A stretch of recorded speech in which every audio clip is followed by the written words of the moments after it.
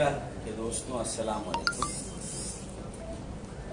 آج ہم اور میرے ساتھ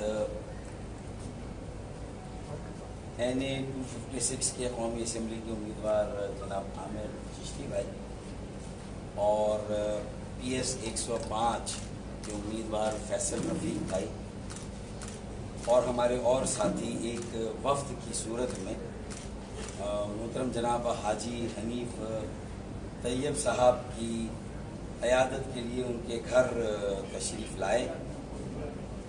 یہاں محترم حاجی حنیف طیب صاحب چونکہ علیل ہیں، بیمار ہیں، ان کے ساتھیوں نے ہمیں ریسیو کیا اور جو ان کی جماعت اہل سنت کے اکابرین ہے انہوں نے بہت محبت اور گرم جوشی کا مظاہرہ کیا۔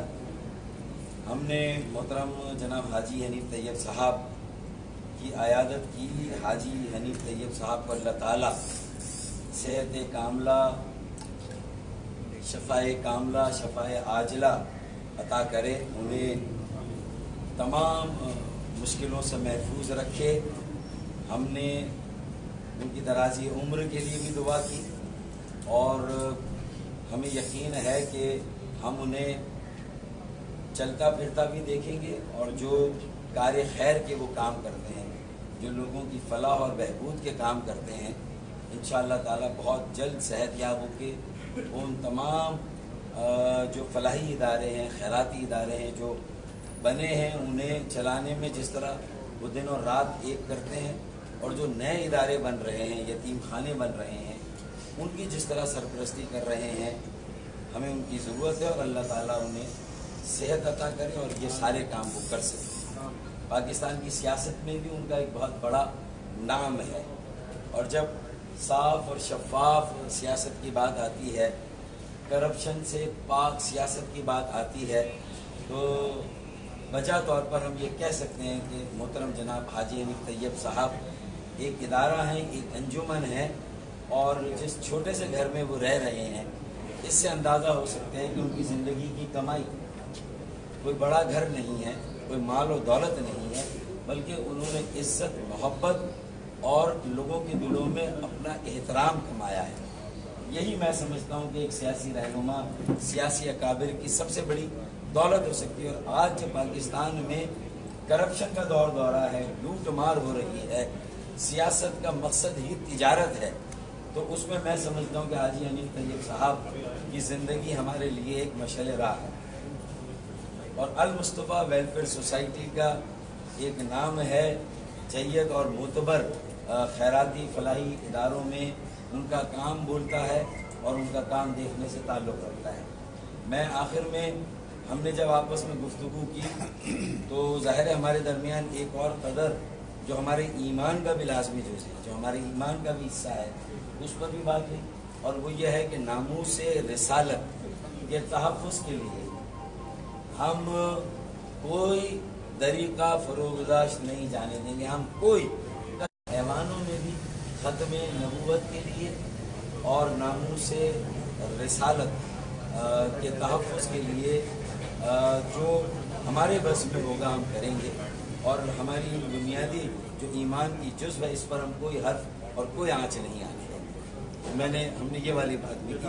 باقی جو کراچی کے مسائل ہیں اور یہاں کی مشکلات ہیں اور جو ناانصافی، زیادتی، مردم شماری، حلقہ بندیوں میں جو سیمپل مردم شماری نہیں ہوئی ہے، پھر روزگار، پھر بلدیاتی اختیارات، وسائل، پانی کا بحران، اور جو پانی کا بحران پورے ملک میں ہے، اور پانی کا بحران پھر کراچی، سندھ کے شہروں، پورے سندھ میں جو اب صورتحال اختیار کر رہا ہے، اور اس میں گزشتہ 10 سالوں میں جو پیپلز پارٹی کی صوبائی حکومت کی کارکردگی وہ سب کے سامنے ہے۔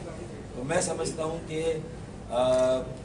جو اہلیان شہری سندھ ہیں، اہلیان کراچی ہیں، انہوں نے تو یہ تہیہ کیا ہے کہ وہ خود بھی ان وڈیروں اور جاگیرداروں سے نجات حاصل کریں گے اور اپنے اندرون سندھ کے جو معصوم سندھی بھائی ہیں، نوجوان ہیں، انہیں بھی انشاءاللہ تعالی ان وڈیروں اور جاگیرداروں سے ہم نجات دیں گے۔ अच्छा ये बताएं कि नवाज शरीफ ने कराची में कहा था आप कहना चाहेंगे? नहमदुहु व नसल्ली अला रसूलिल करीम अम्मा बाद अऊज़ु बिल्लाहि मिनश शैतानिर रजीम बिस्मिल्लाहिर्रहमानिर्रहीम सल्लल्लाहु अलैहि व आलिहि वसल्लम सलातम व सलाम अलैका या सय्यदी या रसूलल्लाह व अला आलिका व अस्हाबिका या हबीबल्लाह। मैं भाई डॉक्टर सत्तार साहब और उनके साथी हमारे फैसल रफ़ी और हमारे भाई आबिद चिश्ती साहब और दीगर जो इनके साथ अहबाब आए हैं, उन सब का यहाँ हाजी साहब की आदत के आने पर दिली तौर पर शुक्रिया अदा करता हूँ। और मैं समझता हूँ कि हमारा इनसे ताल्लुक़ फारूक सत्तार भाई से और MQM के दीगर लोगों से कोई नया नहीं, हमारा बहुत पुराना ताल्लुक़ है। और हमारे ताल्लुकात ऐसे हैं कि अल्हम्दुलिल्लाह कि हम एक दूसरे के दुख दर्द में बराबर के शरीक हैं।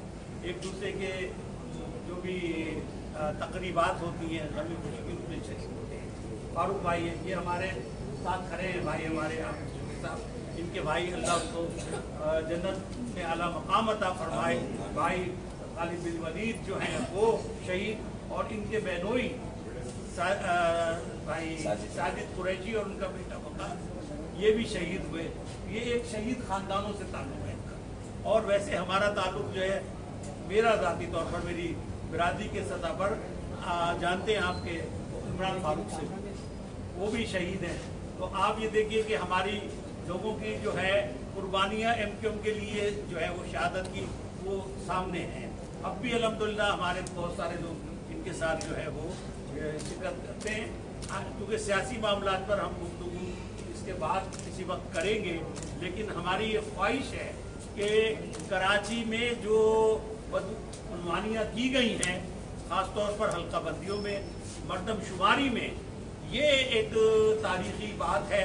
मैं तो पढ़ के जब हैरान हो गया कि एक हल्का सिर्फ 66,000 वोटों पर है, 66,000 वोटों पर।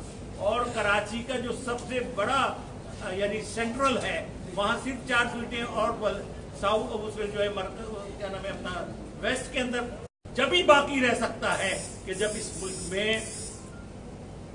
जो है वो शहरी हुकूमतों का क़याम अमल में लाया जाए।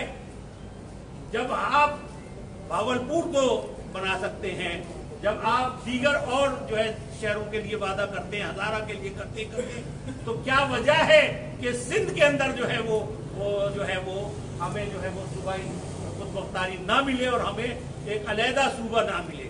हम उस सूबे की भरपूर हिमायत करेंगे, और हम समझते हैं कि MQM को इस नुक्ते से जो है इससे जो है पीछे नहीं हटना चाहिए। और ये मैं बाकायदा MQM के जब भी मीटिंगें होती नहीं 90 पे, वहाँ भी ये बात का मैं इआदा कर चुका हूँ, और मैं फिर आपकी तवज्जो दिलाना चाहता हूँ। नागुज़ीर है उसका, जो भी आप नाम रखें, मैं इसके लिए जो है वो नाम की बात नहीं कर रहा, लेकिन मैं ये समझता हूँ कि अब वक्त आ गया है। अगर हम सन 70 से लेके जितने भी इंतखाबात अब तक हुए, उसमें ये बात को उनके मसाइल कुछ और हैं और उनके मसाइल, लिहाजा इस पर अमल होना चाहिए। मैं भाई अपना भाई मोहम्मद खान नूरी साहब जो साबिक MNA रहे हैं कराची से, उनसे गुजारिश करूंगा वो भी कुछ अपने अंदर। डॉक्टर साहब और इनके साथियों की हाजी साहब की इयादत के लिए तशरीफ़ आवरी पर मैं इनका दिल से शुक्रिया अदा करता हूँ, MQM के डेलीगेशन का। और हाजी साहब ने और डॉक्टर साहब ने काफ़ी बातचीत कर ली। मैं दुआ हूँ कि हालिया इंतखाबात हैं, ये इस मुल्क में और कराची में पुरअमन तरीके से पाए तकमील तक पहुँचे, और जो आवाम के बाज़ाब्ता मुंतखब नुमाइंदे हैं वो इस मुल्क और कौम की खिदमत के लिए आगे आएँ, हमारे इंशाअल्लाह आप लोगों के साथ। डॉक्टर साहब ये बताएं कि शहबाज शरीफ ने ऐलान किया था कि कराची को लाहौर बनाने का, तो लाहौर का इस वक्त बारिशों में क्या हाल है, तो उस हवाले से आप क्या कहते हैं? मैं ये समझता हूँ कि जो शहर आज से 20-30 साल पहले, जब एक बल्कि 40 साल पहले की अगर बात करें, 70 से पहले, तो कराची ही पाकिस्तान को बहुत तेज़ी से 21वीं सदी में ले जा रहा था उस वक्त। और फिर नेशनलाइजेशन हुई, आपको याद होगा।